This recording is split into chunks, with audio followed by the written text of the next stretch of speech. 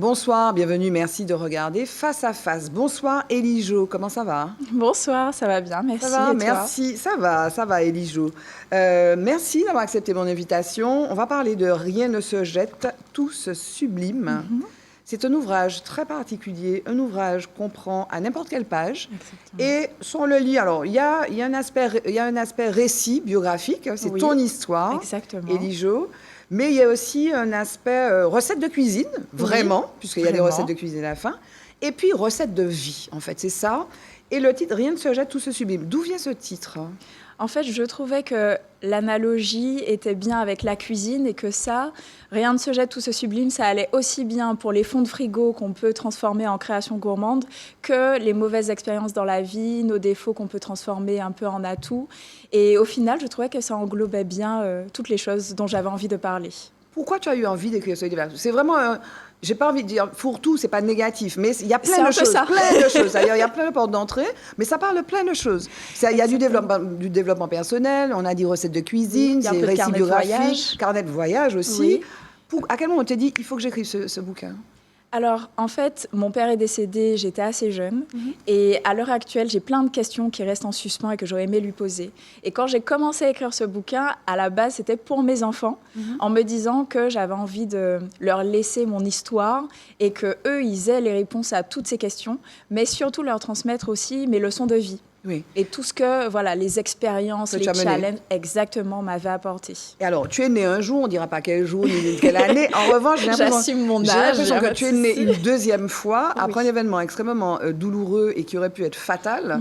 À 12 ans, tu es collégienne, tu as des seins énormes, et en fait, tu souffres d'un fibroadénome juvénile géant. Je suis obligée de lire. Hein. Oui. Fibroadénome juvénile géant, je ne connaissais pas, tu as 12 ans. Tu aurais pu mourir. Tu as subi une opération de 8 heures. Et donc, le médecin qui t'a opéré t'a sauvé et ça a transformé ta vision de la vie, quoi, si jeune. Exactement, complètement. Parce qu'en fait, sur la table d'opération, j'ai réalisé que je n'avais pas vraiment peur de mourir, mais je suis restée là en regardant les néons en me disant, mais si je meurs aujourd'hui, j'ai rien fait. J'ai l'impression d'être passée à côté de ma vie. Et c'est vrai que bon, j'étais jeune, je ne pouvais pas faire des choses extraordinaires. Mais je me suis promis qu'en me réveillant, je verrais la vie autrement. Bah déjà, ce serait un nouveau souffle, hein, ce serait une nouvelle vie un peu délestée de toutes ces problématiques que j'avais. Et de cette souffrance. Et de la souffrance et de l'isolement et tout. Tu dis problématique, c'est pas problématique. C'est souffrance. Harcèlement. Il y a cette histoire. Je disais que c'était biographique, ce moment que tu racontes, tu es collégienne, et puis tu es dans la rue, il me semble, je ne sais plus où, il y a une fille qui te touche les seins. Oui, pourquoi sont-ils si gros? Oui, voilà. Bah, déjà, l'isolement, parce que je ne pouvais plus faire de sport. Tu avais mal. Alors, j'avais pas forcément mal là où j'avais le souci. En revanche, mon dos souffrait énormément. D'ailleurs, jusqu'à présent, mon dos est déformé. Mais... En fait, je me suis dit que je serais libérée du poids, aussi bien émotionnel que psychologique que physique. Et du coup, je n'attendais que cette libération. Et quand je me suis réveillée, j'ai commencé à faire une liste de toutes les choses qui comptaient pour moi. La to-do list. Exactement, ma to-do list de vie qui m'a guidée tout au long de ma vie, vraiment, pour réaliser mes rêves, mes objectifs. Et alors, on passe tous et toutes, enfin plus ou moins, par ces passages obligés. Il faut faire un choix d'études. Donc, tu as fait un premier choix, tu as fait médecine, après tu as fait autre chose. Et finalement, tu t'es trouvée dans une école de commerce. Exactement. Mais tu as zanzolé, comme on dit. Ah oui, j'avoue, je me suis un petit peu perdue. Je ne savais pas exactement ce que je voulais faire. En revanche, j'avais une obsession, faire le tour du monde. Voilà, et tu as voyagé. Et j'ai voyagé. Et en fait, quand je suis tombée malade, je me suis dit, peut-être que c'est un signe pour devenir médecin et aider les autres. Et pourquoi pas Médecins sans frontières, ça aurait du sens. Sauf qu'une fois que je suis arrivée dans les études de médecine, j'ai réalisé que ça serait un peu une deuxième prison et je n'avais pas envie d'être à l'hôpital aussi par choix. Et donc, tu te retrouves, tu te découvres et tu trouves ta voie en école de commerce. Totalement. Je me sens alignée, je suis boostée par toutes les matières, par l'ambiance, par les professeurs aussi, qui sont quand même beaucoup plus bienveillants et à l'écoute des élèves dans une petite école, pas comme à la fac où on est quelqu'un parmi tant d'autres. Et alors, donc, tu avais fait ta to-do list, et puis parmi ces choses-là, enfin, ta to-do list, les choses à faire, il y avait voyager. Et donc, tu as voyagé, donc tu nous racontes, et il y a plein de photos aussi, des selfies, ou bien des photos de toi avec tes enfants aussi, parce que tu as continué à voyager avec tes enfants. Exactement. Et il y a le Vietnam, qui est le voyage. Alors, il y a l'Inde aussi, il y a d'autres destinations, mais le Vietnam, c'est vraiment initiatique pour toi. Oui, alors c'est un voyage très particulier, parce que même si j'ai fait un tour du monde avec plus de 60 pays, le Vietnam m'a marqué. Parce que c'était juste après le décès de mon père, et c'est un pays qui m'a reconstruit. C'est-à-dire que déjà, j'étais loin de ma famille, donc ça m'a permis de me déconnecter de toute la tristesse et du manque, au final, de cette personne qui était vraiment un pilier pour moi. Mais aussi de me redécouvrir en tant que personne courageuse, résiliente, qui allait à la rencontre des autres. Moi, que je pensais un peu timide, ben là, je suis sortie de ma zone de confort dans tous les sens du terme. Aller dormir chez les habitants, dormir à terre, pas d'eau, pas d'électricité. La pauvreté, le fait qu'on finalement, on s'accommode de peu, en fait. On n'a pas besoin de grand-chose. Mais au final, les pires mésaventures sont devenues des super anecdotes. Et maintenant, quand j'y repense, je me dis, mais waouh, j'ai passé un super moment là-bas. Alors, je le disais, le livre, donc, rien ne se jette, tout se sublime. On pourrait dire, tout se transforme. Hein. Oui. Et donc, le mot qui revient, c'est vraiment la transformation. Et la transformation, notamment, il y a un chapitre qui est consacré, c'est la transformation, voilà, transformer ses émotions négatives en atouts. Et je donnais quand même le sommaire. Première partie, transformer son corps, de la souffrance à l'équilibre, on en a un peu parlé. Exactement. Deuxième partie, transformer ses échecs en tremplin. On peut parler de tes errements finalement, médecine, pas médecine, et finalement commerce. Exactement. Et puis partie 3, ces leçons essentielles qu'on n'apprend pas à l'école, et c'est dans ça qu'on trouve, troisième chapitre, transformer ses émotions négatives en atouts. Ça fait donc développement personnel. Mais comment on arrive à ça? Je dis, on lit ça, mais bon, voilà. Oui. Comment on fait? Alors ça, c'est un peu de la somatothérapie. Et c'est vrai que moi, j'ai appris à le faire à force d'introspection, au final. Essayer d'écouter mon corps, décrypter un peu les signaux, essayer de comprendre les messages. Parce qu'au final, le corps, c'est aussi un messager, une boussole, qui est censé nous orienter dans nos choix et nous guider. Et au départ, j'avais peur de vivre et d'exprimer ces émotions que je considérais comme négatives, à savoir la tristesse, la colère. Tu n'exprimais pas ça? Non. Auprès de personne? Je pense qu'après avoir été opérée, déjà, je me suis promis de ne plus jamais pleurer parce qu'il fallait que je devienne une guerrière.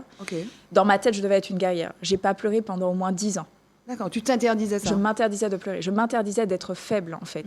Et du coup, même la partie, la colère, pour moi, c'était source de conflit. Et j'avais peur du conflit. J'avais envie de rester toujours dans la positivité, relativiser, passer de bons moments, que toutes les journées soient agréables. Oui, mais tu ne t'exprimais pas tel que tu étais. Non, et du coup, je n'arrivais pas non plus à poser mes limites. Et ça m'a apporté énormément de mots. J'en parle aussi dans la partie 1, c'est les maladies psychosomatiques. Parce que du coup, la rage restait un peu au niveau de ma mâchoire.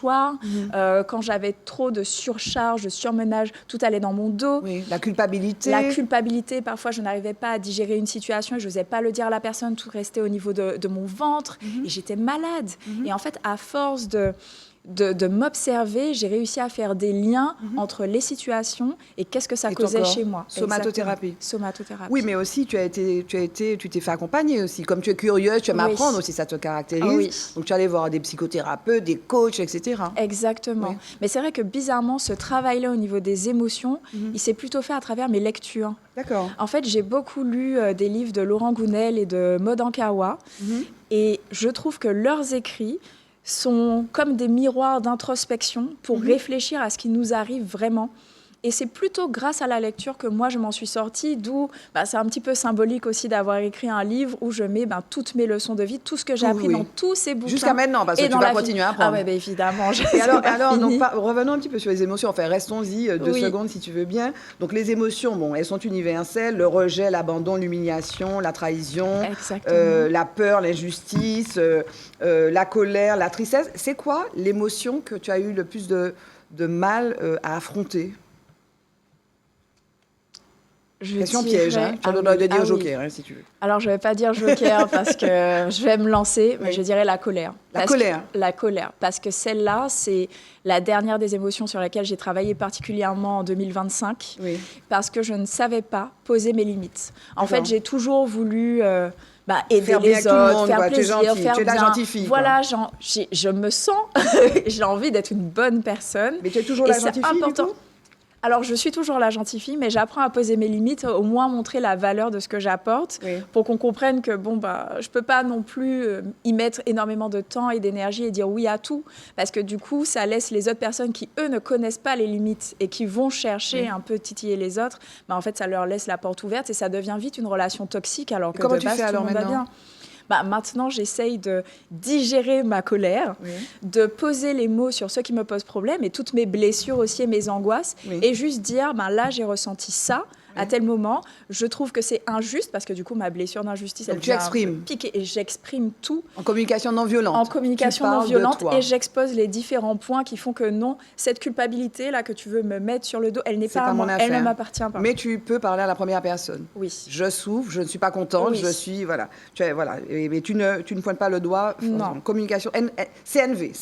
Exactement. Et alors, venons-en au dernier chapitre. Enfin, donc, rien ne se jette, tout se sublime. Au fait, donc, ça donne que tu récupères des choses dans le frigo et que tu vas faire des petits plats, d'ailleurs, comme tu aimes bien la nourriture. Oui. Tu as eu des problèmes avec la nourriture, hein, anorexie ou boulimie. Histoire d'amour très compliquée. Je t'aime pas. Exactement. Donc, il y a une boîte à idées avec comment faire carottes dans un carotte cake.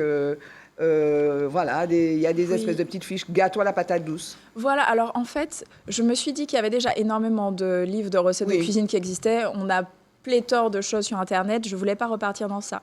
En revanche, l'anti-gaspillage me tient énormément à cœur. D'ailleurs, j'anime une émission autour de ce thème qui s'appelle « À table avec Copa ». Et je voulais donner des inspirations et des boîtes à outils et des logiques gourmandes en fait, pour passer d'un ingrédient à un autre, d'une préparation à une autre, sans se compliquer la vie et faire avec ce qu'on a en fait sous la main. Ok. Ce livre, on le trouve partout ? On le trouve à Cultura pour le moment. D'accord. Bientôt à la boutique au local à la ferme Périne. Ou sinon, on m'envoie un petit message. Sinon, Instagram, Facebook. Exactement. Et moi, je viens le remettre en main propre. Près de 40 000 avec followers un petit mot. sur Insta et tout. Donc voilà. Rien ne se jette, tout se sublime. Aujourd'hui, on peut dire que tu es alignée. Complètement. J'adore tout ce que je fais. Ok, très bien. En tout cas, on le recommande. Hein. Un livre pour transformer ta façon de cuisiner et de voir la vie. Merci, Élie-Jo. Merci d'être venue nous parler de tes passions, de ton parcours et aussi de tes voyages et de ce livre. Merci. C'est ton premier livre, d'ailleurs. C'est mon premier livre. Okay. On verra s'il y en aura d'autres. Merci pour l'invitation, Merci Barbara. beaucoup, Élie-Jo. Merci à vous de nous avoir suivis. Je vous retrouve pour un prochain Face à Face sur ATV. Bye bye, à bientôt.